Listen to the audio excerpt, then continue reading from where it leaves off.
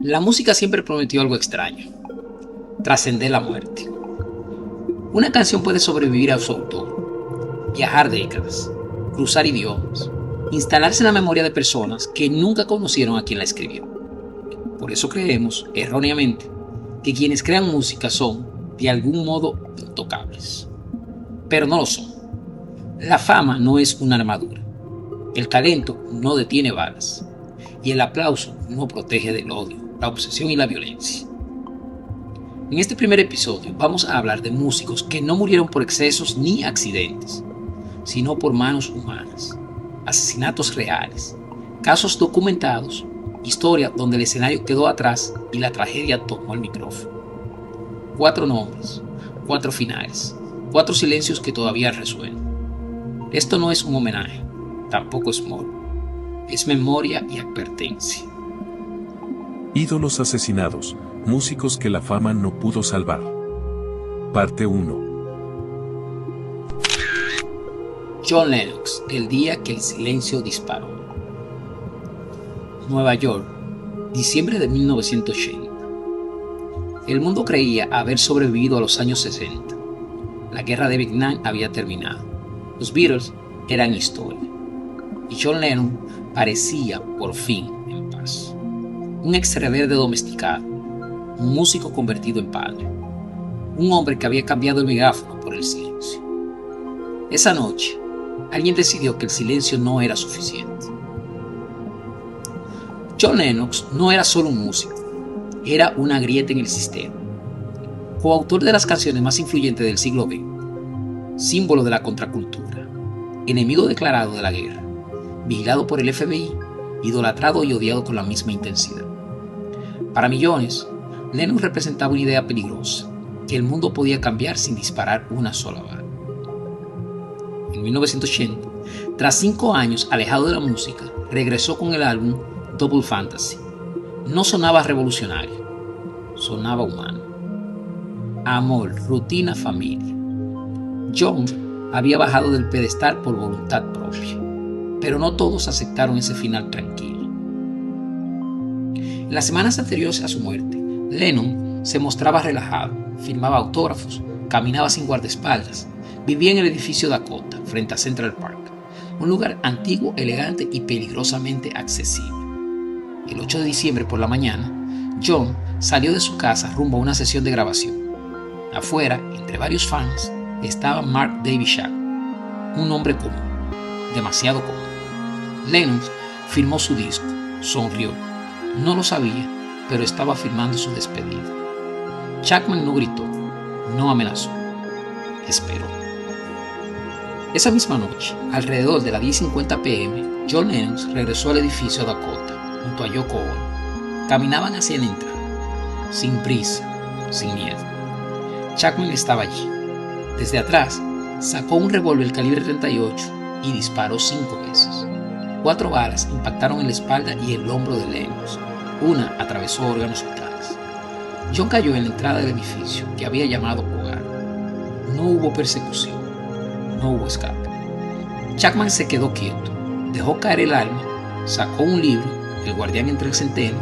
Cuando llegó la policía, estaba leyendo tranquilo, casi satisfecho. John Lennon murió minutos después en el hospital Roosevelt. Tenía 40 años. Mark David Chapman no intentó negar nada. Dijo que lo hizo porque Lennon era un falso, porque predicaba paz mientras vivía como millonario, porque necesitaba ser famoso, porque las voces de su cabeza lo exigían. No fue un crimen pasional, no fue un accidente, fue un asesinato frío, deliberado y diseñado para ser recordado. Chapman se declaró culpable y fue condenado a cadena perpetua. Hasta hoy sigue preso. Cada audiencia de libertad condicional reabre la herida. La noticia se propagó como una onda sísmica, programas interrumpidos, gente llorando en las calles, multitudes frente al Dakota. El mundo entendió algo esa noche. Nadie está a salvo de la obsesión. La muerte de Lennon marcó el fin definitivo de una era. No solo murió un Beatle, murió la ilusión de que la fama podía proteger del fan equivocado. Yoko Ono pidió silencio, no homenajes ruidosos, no violencia. Millones guardaron 10 minutos de quietud. John Lennox pasó su vida pidiendo que imagináramos un mundo mejor. Murió porque alguien no pudo imaginarlo junto con él. Su música sigue viva, su asesino sigue preso, y la pregunta permanece flotando en el aire.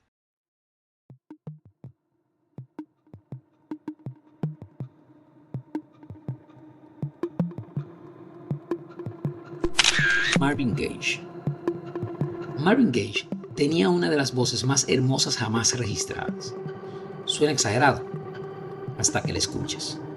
Pero su mayor batalla no fue el escenario, fue su propio hogar. Marvin Gaye fue el alma del Motown. Cantó sobre amor, deseo y espiritualidad, cuando la industria prefería canciones limpias y obedientes. What's Going On no fue solo un disco, fue una pregunta lanzada a un mundo en guerra. Era famoso, era admirado y estaba roto por dentro. Depresión, adicciones, paranoia. Marvin cargaba con una infancia marcada por el miedo. Su padre, Marvin Gaye Sr., era un predicador autoritario, violento, incapaz de mostrar afecto, una figura que nunca dejó de perseguir. En 1984, Marvin estaba arruinado emocionalmente. Se había mudado a casa de sus padres en Los Ángeles para recuperarse. La convivencia era un campo minado. Las discusiones eran constantes, insultos, gritos, humillaciones. Un día, antes de su cumpleaños número 45, una pelea doméstica escaló más de lo habitual. Marvin intentó defender a su madre. Su padre, consumido por la ira y el resentimiento, salió del cuarto y volvió con un alma. El 1 de abril de 1984, Marvin Gaye Sr. disparó 2 veces. Una bala atravesó el pecho de su hijo, la otra fue definitiva. Marvin Gaye murió en el suelo de su casa, un día antes de cumplir años, asesinado por el hombre cuyo apellido llevaba. No hubo huida, no hubo negación. El padre fue condenado por homicidio voluntario, pero recibió una pena leve debido a su edad y estado mental. Murió años después, libre. El mundo quedó paralizado. ¿Cómo se explica que una voz dedicada al amor muera así? Marvin Gaye se convirtió en advertencia. El talento no cura traumas. La música puede salvar a millones y no salvarte a ti. Marvin cantó sobre lo que estaba mal en el mundo. Murió porque nunca pudo escapar de lo que estaba mal en su propia casa. Selena Quintanilla, la traición que disparó. Selena no había llegado a la cima, estaba a punto. Juventud, carisma, una voz que cruzaba idiomas. Selena Quintanilla era el futuro de la música latina. Selena rompió barreras, llenó estadios, conectó culturas.